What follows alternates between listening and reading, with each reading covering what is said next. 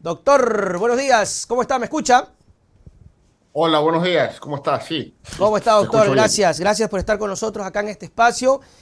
Vamos a aprovechar los minutos que tenemos porque habíamos quedado un poquito antes, pero bueno, de pronto algún tipo de complicación tuvo abogado. Y te pido mil disculpas, me acabaron de pasar el link, No sinceramente. se preocupe. Bueno, ahí tiene que pegarle un jalón a la gente que le mande el link. Pero bueno, vamos a aprovechar estos minutos, doctor, para hablar sobre el tema que hemos visto en esta semana muy mediático, doloroso, que fue el accidente de tránsito vía a Salinas, que cobró la vida de 3 personas. Usted es el abogado defensor de la familia Mora. Cuéntenos cómo va el proceso.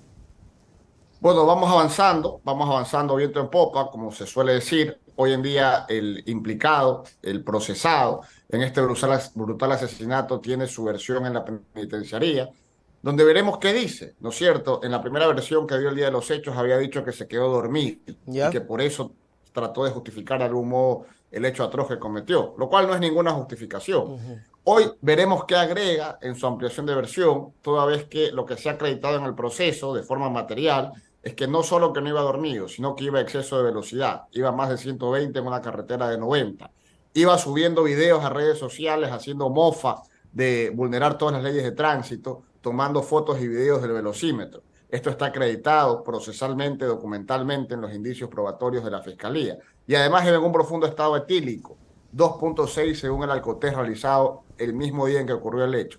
Y para variar, como si fuese poco, se acreditó por medio de la persona que lo aprendió, que trató de escapar luego de cometer este brutal asesinato. Entonces, todos estos elementos configuran la adecuación de la conducta en el tipo penal para sancionar y lograr una sentencia cuya pena sea la máxima que establece la norma, pero además con todos los agravantes que establece la ley para lograr que esta persona tenga que pasar en la cárcel por lo menos 16 años.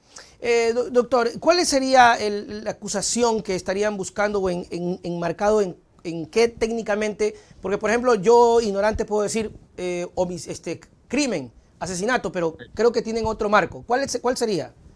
Hay un tipo penal específico de homicidio por embriaguez en accidente de tránsito, que es precisamente por el cual se lo está procesando este sujeto. Yo sé que la ciudadanía ha exigido en múltiples foros que se le dé una pena por asesinato, porque fue premeditado.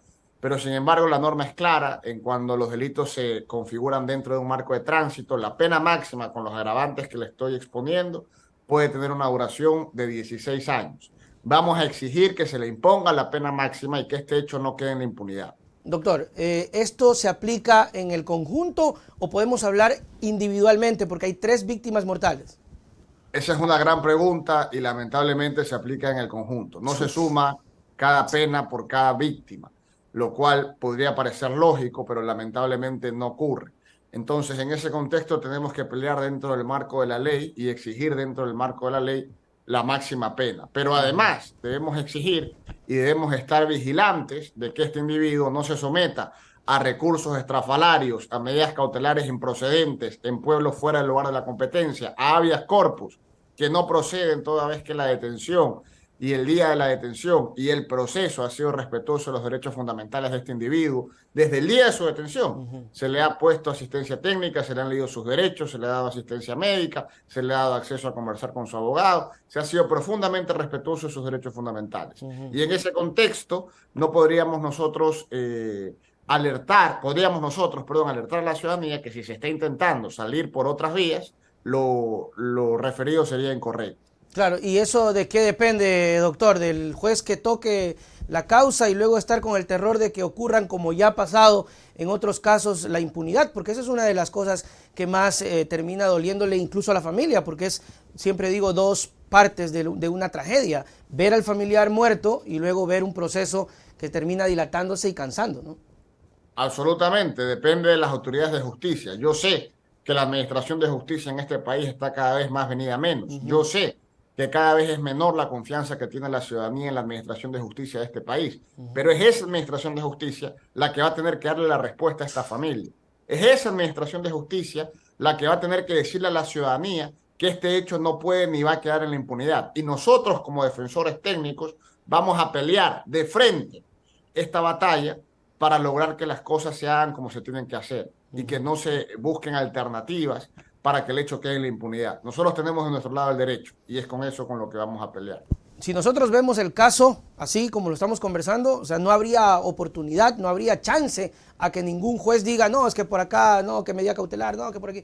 Por todo lo que se ha visto, doctor, fue mediático, se lo vio, hay videos extremadamente dolorosos, se ve como el tipo quiere salir corriendo, se ve cómo se captura, o sea, todo está configurado para que la justicia hoy haga su trabajo y esperamos, y no solamente la familia, sino el país, que esto se dé.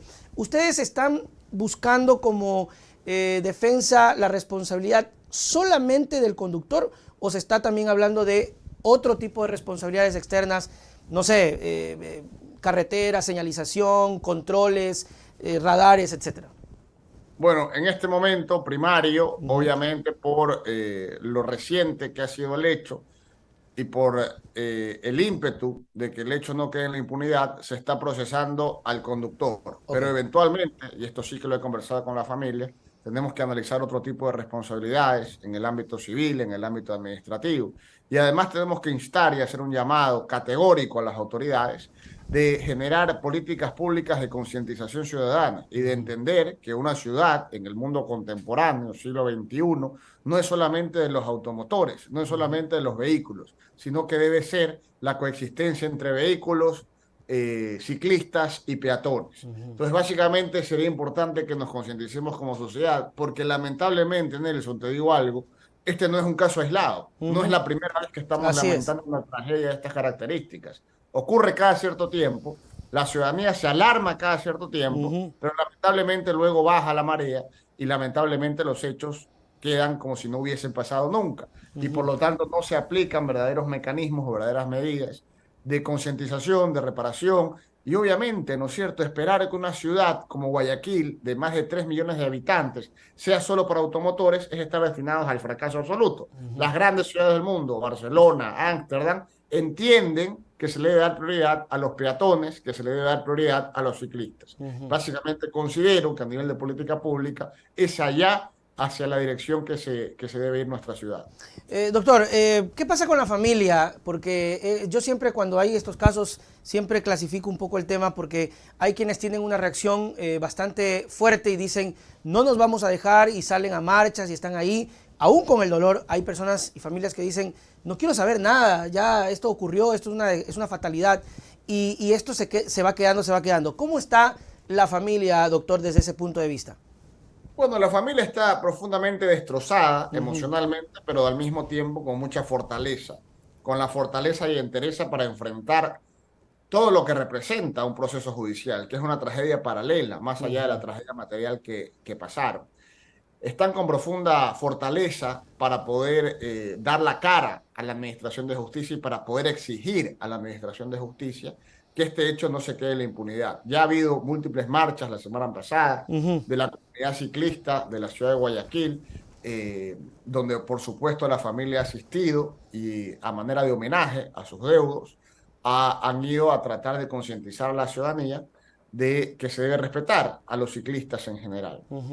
Bueno, ese es un asunto bastante duro, ojalá que sigan así, porque ahí es cuando la cosa incluso mediáticamente termina un poco bajando, ¿no? El tema de que muchas familias por el mismo dolor no terminan siguiendo la lucha.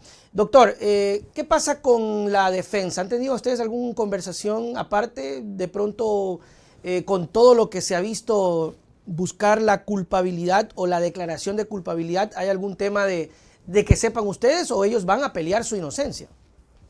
Lógicamente, tiene todo el derecho y nosotros no nos vamos a oponer a eso, Okay. porque finalmente la batalla judicial es entre dos, nosotros versus ellos versus nosotros. Nosotros no tenemos miedo a los argumentos que ellos planteen, porque tenemos la certeza de que nuestros argumentos categóricamente son mucho más sólidos, son mucho más congruentes y son mucho más determinantes a la hora de llevar al juez al convencimiento de la responsabilidad de ese individuo. Por lo tanto, nosotros sabemos, como en todas las peleas judiciales que enfrentamos, que tenemos que hacer una defensa técnica a la altura, para con elementos probatorios, no solamente con alaridos, no solamente, perdóname que te lo diga así, con entrevistas o con reclamos en redes sociales, esperar ganar una defensa. Las defensas se ganan en los tribunales. Total. Y nosotros estamos preparados y tendremos todas las armas y todos los elementos para en los tribunales enfrentar a los abogados de este señor y a los argumentos de este agresor. Y a pesar de todo eso, porque vamos a desestimar todo eso, lograr que se sentencie este individuo. Esa es la aspiración. Sí, no, totalmente de acuerdo, doctor. Y eso, en ese sentido, nosotros estamos un poquito así como, sí, se puede decir, impacientes, porque sabemos que ustedes no pueden decir o actuar más allá de los límites, porque acá usted no va a resolver absolutamente nada. Podemos conversar por encimita. Pero sí me causa curiosidad algo, doctor. 16 años dice lo máximo, ¿verdad? 16 años. Correcto. Ya. ¿Qué pasa si este individuo se acoge al derecho abreviado y termina solicitando la mitad y le dan 7 añitos y luego se comporta bonito y en 5 o 3 sale de la cárcel? Es importante tener en consideración y también que la ciudadanía conozca que en este caso no cabe el procedimiento abreviado, Qué bueno. que solamente es aplicable en infracciones cuya pena máxima es de 10 años. Okay. En este delito, la pena máxima, como dije, en el tipo penal es de 12 y con los agravantes 16. Por lo tanto, no hay posibilidad de que este sujeto pretenda someterse a un procedimiento abreviado. No hay posibilidad. Qué bueno, porque generalmente esa es la sensación de la gente que nos está escuchando, doctor. Acabaron con una vida, acabaron con 3 vidas, acabaron con una familia completa y luego sí, van a la cárcel 3 añitos, se portan bonito, salen con diploma y los aplauden. O sea, es doloroso, doctor, pero qué bueno que usted lo dice, que el sistema abreviado no se va a poder. ¿Pero hay argucias ahí o no? Siempre hay argucias, y es lo que te advertía. Sí. Siempre hay argucias, siempre hay medidas cautelares en pueblos extraños, siempre hay habeas corpus injustificados, siempre hay manotazos de ahogado. Pero nosotros tenemos que estar vigilantes, profundamente vigilantes a todos esos manotazos de ahogado.